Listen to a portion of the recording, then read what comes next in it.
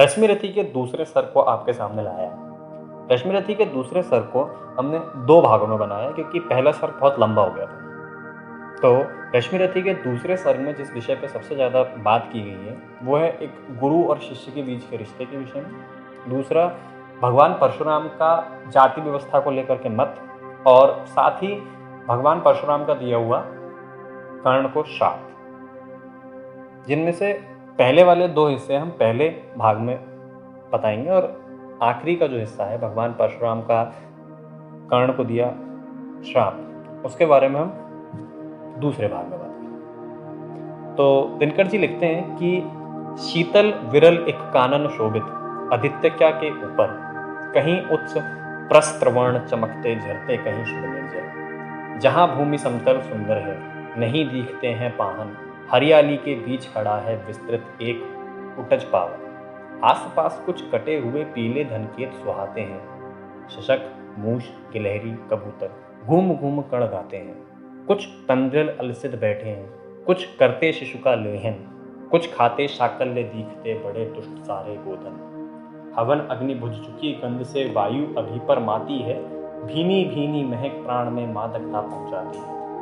धूम धूम चर्चित लगते हैं तरुके श्याम छदन कैसे, छपक रहे हों शिशु के अदशित कजराले लोचन जैसे।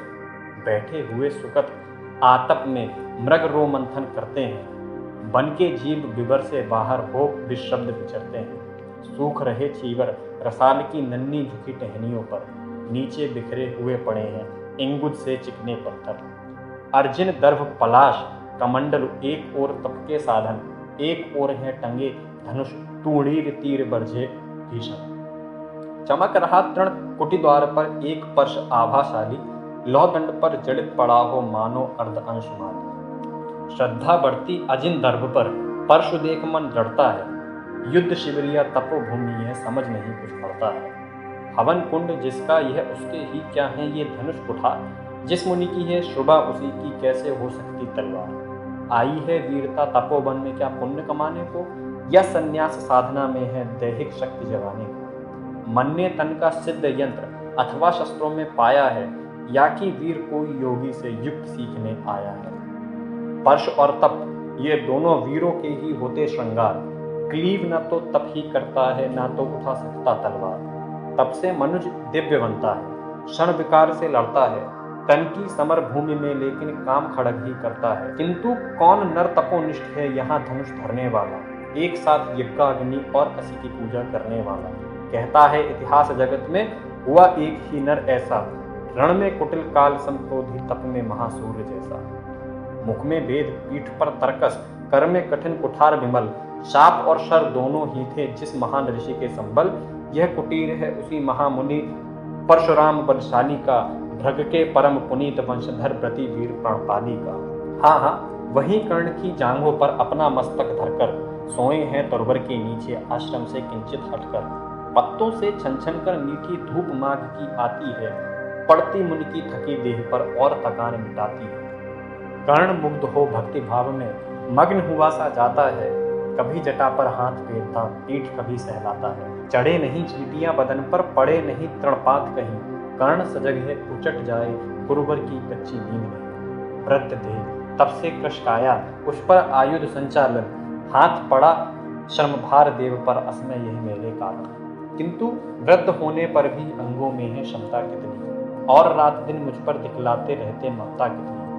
कहते हैं ओ वत्स पुष्टिकर भोग ना तू यदि खाएगा, मेरे शिक्षण की कठोरता को कैसे सह पाएगा। अनुगामी यदि बना कहीं तू खान पान में भी मेरा, सूख जाएगा लहू बचेगा हड्डी भर ढांचा तेरा। जरा सोच कितनी कठोरता से मैं तुझे चलाता हूँ, और नहीं तो एक पाव दिन भर में रक्त जलाता हूँ। इसकी पूर्ति कहाँ से होगी बना अगर तू सन्यासी, इस प्रकार तो चवा जाएगी तुझे भूख सत्यानाशी। पत्थर सी हो मांसपेशियां, लोहे से भुजदंड अभय, नस नस में हो लहर आग की तभी जवानी पाती जय। विप्र हुआ तो क्या रखेगा रोक अभी से खाने पर, कर लेना घनघोर तपस्या वय चतुर्थ के आने पर।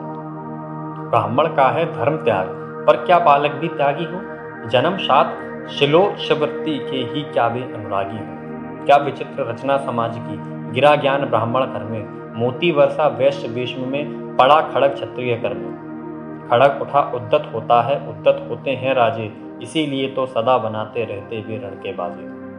और करे ज्ञानी ब्राह्मण क्या, असी विहीन मन डरता है, राजा देता मान भूप का वह भी आदर करता है। सुनता कौन यहाँ ब्राह्मण की, करते सब अपने मन की। डुबो रही शोणित में भूको भूपो की लिप्सा रण की। और रण भी किस लिए, नहीं जग से दुख दैन्य भगाने को, पर शोषक पथ भ्रांत मनुज को नहीं धर्म पर लाने को।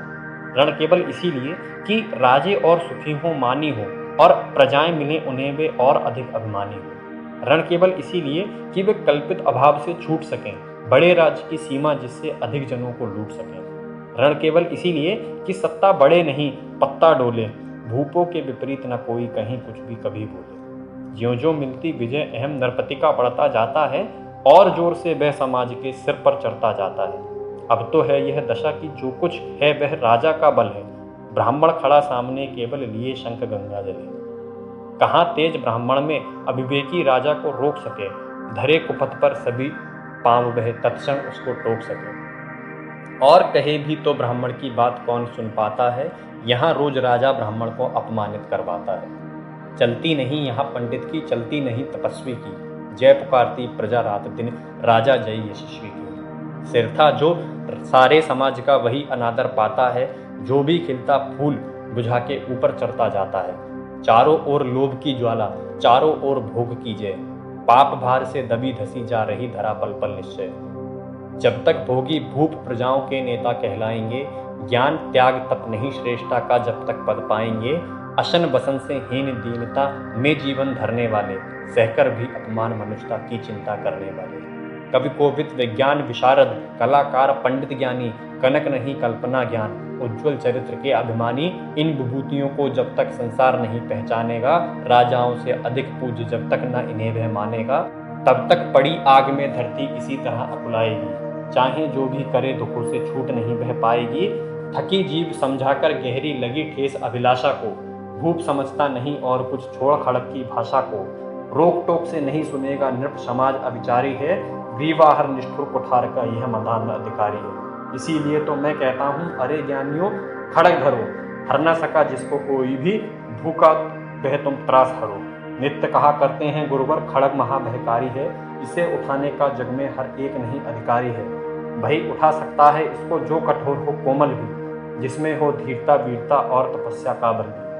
वीर वही है जो कि शत्रु पर जब भी खड़ग उठाता है, मानवता के महागुणों की सत्ता भूल न जाता है। सीमित जो रख सके खड़ग को, पास उसी को आने दो, विप्र जाति के सिवा किसी को मत तलवार उठाने दो। जब जब मैं शरचाप उठाकर कर्तव्य कुछ दिखलाता हूँ, सुनकर आशीर्वाद देव का धन्य धन्य हो जाता हूँ। जियो जियो ए वत्स, तीर तुमने कैसा यह मारा है, दहक उठा बन उधर इधर फूटी नजर की धारा है। शंकित था ब्रह्म वीरता, मेरे साथ मरेगी क्या, परशुराम की याद विप्र की जाति न जोगा धरेगी क्या। पाकर तुम्हें किंतु इस वन में मेरा हृदय हुआ शीतल, तुम अवश्य ढोओगे उसको मुझ में है जो तेज अनल। जियो जियो ब्राह्मण कुमार, तुम अक्षय कीर्ति कमाओगे, एक बार तुम भी धरती को निज क्षत्रिय कर जाओगे। निश्चय तुम ब्राह्मण कुमार हो, कवच और कुंडलधारी, तब कर सकते और पिता माता किसके इतना भारी। किंतु हाय ब्राह्मण कुमार सुन, प्रण कांपने लगते हैं, मन उठता धिक्कार हृदय में भाव ग्लानि के जगते हैं। गुरु का प्रेम किसी को भी क्या ऐसे कभी खला होगा, और शिष्य ने कभी किसी गुरु को इस तरह छला होगा। पर मेरा क्या दोष, हाय मैं और दूसरा क्या करता, पी सारा अपमान द्रोण के मैं कैसे पैरों पड़ता। और पांव पड़ने से भी क्या गुण ज्ञान सिखलाते थे, एक लब्ध सा नहीं अंगूठा क्या मेरा कटवाते थे। हाय कर्ण तू क्यों जन्मा था, जन्मा तो क्यों वीर हुआ, कवच और कुंडल भूषित भी तेरा अधम शरीर हुआ। धस जाए वह देश अतल में, गुण की जहां नहीं पहचान, जाति गोत्र के बल से ही आदर पाते हैं जहां सुजान।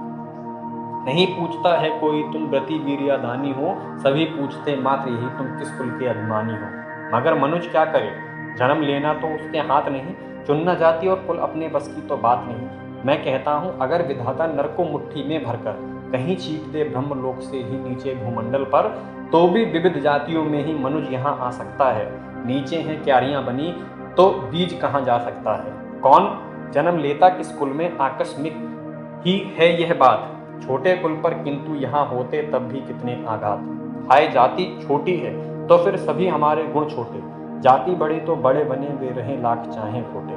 गुरु को लिए कर्ण चिंतन में था, जब मगन अचल बैठा तभी एक विष कीट कहीं आसन के नीचे बैठा।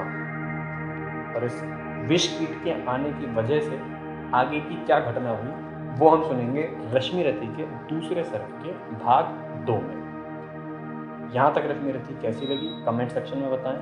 वीडियो को लाइक करें, शेयर करें, चैनल को सब्सक्राइब करें। धन्यवाद।